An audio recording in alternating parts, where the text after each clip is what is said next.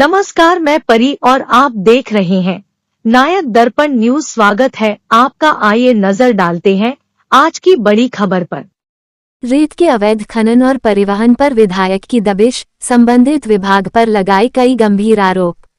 बालाघाट जिले में रेत का अवैध उत्खनन और परिवहन जोरों पर है, लेकिन जिले का खनिज विभाग आंखें मूंदे बैठा है, जिसके चलते अब विधायकों को अवैध रेत घाटों पर दबिश देनी पड़ रही है। बालाघाट विधायक अनुभा मुंजारे ने शहर से लगे धापेवाड़ा रेत घाट पहुंचकर दबिश दी, तो यहां रेत का अवैध खनन और परिवहन जोरों से चल रहा है। बिना अनुमति के नदी के बीच रास्ता बनाकर मशीनों से रेत निकाली जा रही थी, जबकि यह घाट स्वीकृत नहीं है।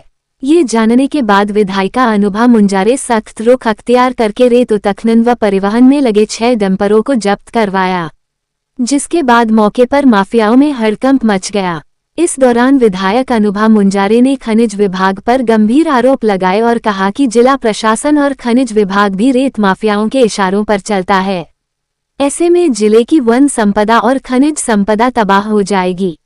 अब जिले सभी 6 विधायक मिलकर रेत उत्खनन पर रोक लगाने का प्रयास करेंगे।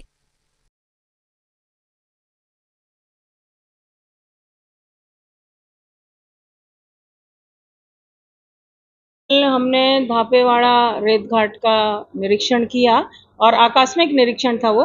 लगातार आम जनता के द्वारा ये शिकायतें मिल रही थी कि यहाँ पे रेत का अवैध कारोबार चल रहा है, अवैध खनन हो रहा है और बेलगाम जो डंपर हैं वो रेत को लोड करके बेतहाशा भागते हैं सड़कों पे। जनता की शिकायत पर मैं कल वहाँ घाट पे जांच करने गई, तो वहाँ पर जो मैंने नज़ारा देखा वो बहुत बड़ी रेत की चोरी हमने पकड़ी वहाँ पर।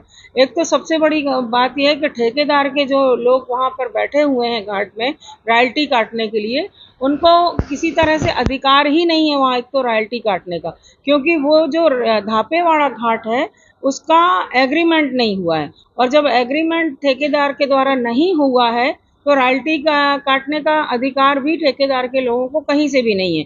लेकिन वहाँ पे इनलीगल तरीके से रॉयल्टी काटी जा रही थी और वो रॉयल्टी काटी जा रही थी हमारे जो बालाघाट जिले की खैरलांजी तहसील है और वहाँ पे जो गांव है खैरी, तो खैरी घाट के नाम से रॉयल्टी काटी जा रही थी और रेत निकाली जा रही थी धापेवाड़ा घाट से और डंपरों के माध्यम से मनमाने तरीके से 100 से 150 डंपर रेत प्रतिदिन धापेवाड़ा के घाट से निकाली जा रही निरंतर। ये हमने मौके पर 6 डंपरों को देखा और उनकी फिर हमने खनिज अधिकारी को मैंने फ़ोन लगाया और माइनिंग इंस्पेक्टर वहाँ पर मौके पर, हालांकि वो 1.5 घंटे बाद आए, हमने तो तत्काल फ़ोन किया लेकिन 1.5 घंटे बाद आए। उनका कहना था हम कहीं और फील्ड में थे, तो वहाँ पर 6 डंपरों की जब्ती बनाई गई और जो ठेकेदार के जो लोग थे जो रॉयल्टी काट रहे थे वो भी, उनकी भी कोई खास पहचान यहाँ नहीं है।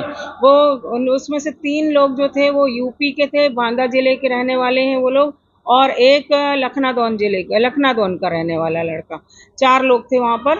और जब हमने उनसे पूछा कि आपका पुलिस वेरिफिकेशन वगैरह हुआ है कि नहीं, तो वो कोई संतोषप्रद जवाब नहीं दे पाए। तो सोचने वाली बात है कि उत्तर प्रदेश के लोग यहाँ पर ठेकेदार लाके उनसे अवैध तरीके से रॉयल्टी कटवा रहे हैं, रेत कहीं निकाली जा रही है और रॉयल्टी कहीं की दी जा रही है। तो ये कितना बड़ा आपत्तिजनक मामला है ये, और शासन को करोड़ों अरबों रुपए का चूना लगाया जा रहा है ये। और इसमें प्रशासन की नाक के नीचे, अब ये समझ लीजिए कि धापेवाड़ा जो गांव है या घाट है वो बालाघाट शहर से मात्र 10 किलोमीटर की दूरी पर है और बिल्कुल रोड का गांव है। ऐसा भी नहीं कि कहीं अंदर आपको जंगल के अंदर कहीं जाना है, बहुत दूरी में है, ऐसा भी नहीं है। उसके बावजूद भी अगर प्रशासन की नाक के नीचे इस तरीके से अवैध रेत का कारोबार चल रहा है, खनन हो रहा है, लोडिंग हो रही है, बाहर जिले के डंपर आ रहे हैं और लोड करके दूसरे जिलों में रेत जा रही है, तो कितनी बड़ी यानी ये बड़ी सांठगांठ होगी ठेकेदार और प्रशासन की आपस में, ये साफ नजर आ रहा है। और ये इस बात की मैं कड़े शब्दों में निंदा करती हूँ। आपके एक्शन के बाद में कुछ परिवर्तन आएगा, सुधार आएगा?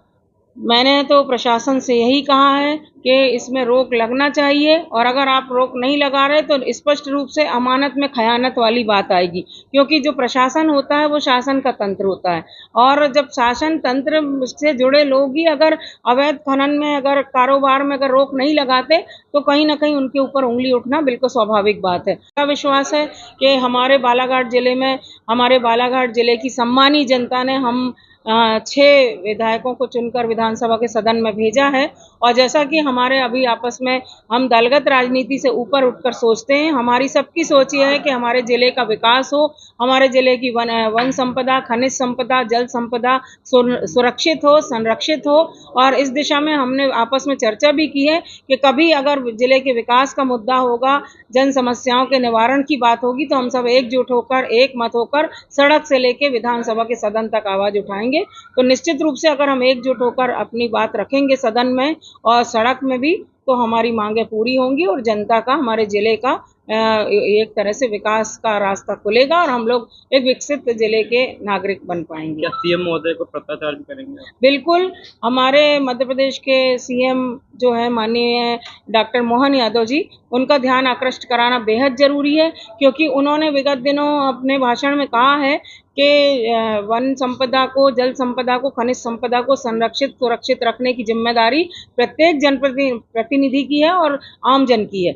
तो हम लोग तो उन्हीं के निर्देशों पे, एक तरह से दिशा निर्देश पे काम करना चाहते हैं।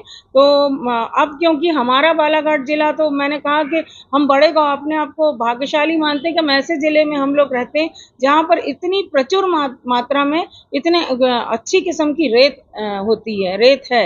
और हम मैग्नीज की बात करें तो गर्व के साथ हम कहते हैं, मैं तो हमेशा कहती हूँ कि पूरे एशिया महाद्वीप में सबसे बड़ी मैग्नीज की खदान जो है हमारे बालाघाट जिले में भरवेली में है। तो वन संपदा, खनिज संपदा, जल संपदा को संरक्षित सुरक्षित रखने की जिम्मेदारी सबकी है, और माननीय मुख्यमंत्री जी ने जो कहा है वो उस पर हम सब अमल करने की पूरी कोशिश करते रहे हैं और करते रहेंगे।